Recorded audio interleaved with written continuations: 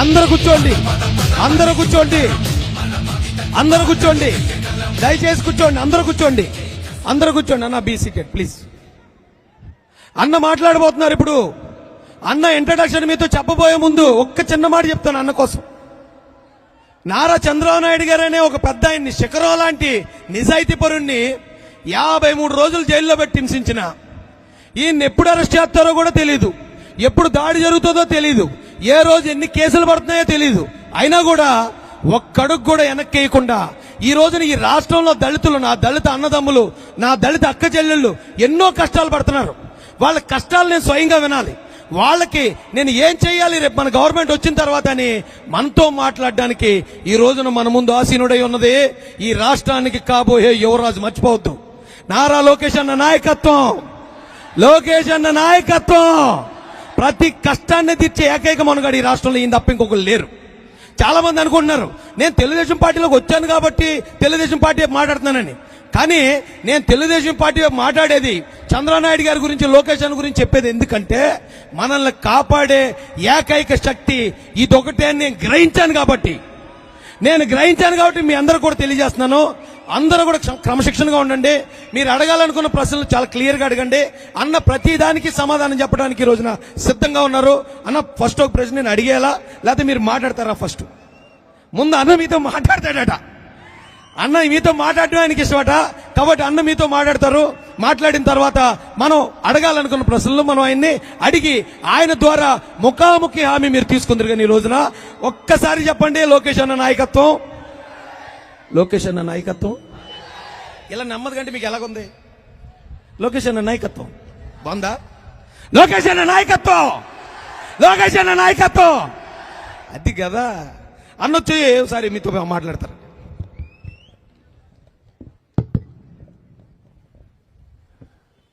ఈ రోజు దళిత గళానికి విచ్చేసిన మా దళిత సోదరులందరికీ పేరు పేరున నా ఉదయపూర్వక నమస్కారాలు. జై భీమ్, జై భీమ్, జై అంబేద్కర్, జై అంబేద్కర్, జై జగజీవన్ రామ్, జై జగజీవన్ రామ్. ఇక్కడున్న దళిత సోదరులందరిని ఒక్కసారి ఆలోచించమంటున్నా. సామాజిక న్యాయం అనేది కేవలం ఒక తెలుగుదేశం పార్టీ వల్లనే సాధ్యం. ఆనాడు బాలయోగి గారిని దళిత స్పీకర్ గా చేసిన పార్టీ తెలుగుదేశం పార్టీ. అదేవిధంగా ప్రతిభా భారతి గారిని ఆంధ్ర రాష్ట్ర అసెంబ్లీకి స్పీకర్ చేసిన, తొలి మహిళా స్పీకర్ చేసిన పార్టీ తెలుగుదేశం పార్టీ. అంతెందుకు నేను పంచాయతీరాజ్ గ్రామీణాభివృద్ధి శాఖ మంత్రిగా ఉన్నప్పుడు ఊర్లో ఎలాంటి అభివృద్ధి కార్యక్రమాలు ప్రారంభం అవ్వాలంటే ముందల దళిత కాలనీ నుంచే ప్రారంభించమని ఆనాడు ఆదేశాలు జారీ చేస్తారు. అందుకే ఈరోజు చూడండి, ఎప్పుడు లేని విధంగా దళిత కాలనీలో సీసీ రోడ్లు వేశాం, ఎప్పుడు లేని విధంగా ఎల్ఈడి వీధి దీపాలు ఏర్పాటు చేశాం, గ్రామానికి తాగునీటి పథకాలు ఏర్పాటు చేస్తే మొదటి కులాయి దళిత ఇంట్లో పెట్టిన పార్టీ తెలుగుదేశం పార్టీ. బాబు గారు ముఖ్యమంత్రిగా ఉన్నప్పుడు దళితుల కోసం 40,000 కోట్ల రూపాయలు ఖర్చు పెట్టాం. సబ్ ప్లాన్ ఒక పద్ధతి ప్రకారం అమలు చేశాం. నాకు ఇప్పుడు కూడా గుర్తు, నక్కా ఆనంద్ బాబు గారు మంత్రిగా ఉన్నప్పుడు మార్చి 31 నాడు డబ్బులు మరిగిపోతాయంటే అర్ధరాత్రి నాకు ఫైల్స్ పంపించి ఫోన్ చేసి ఇమ్మీడియట్ గా మా కాలనీకి మిగిలిన ఈ రోడ్లు శాంక్షన్ చేయమని అర్ధరాత్రి ఫోన్ చేసేవారు.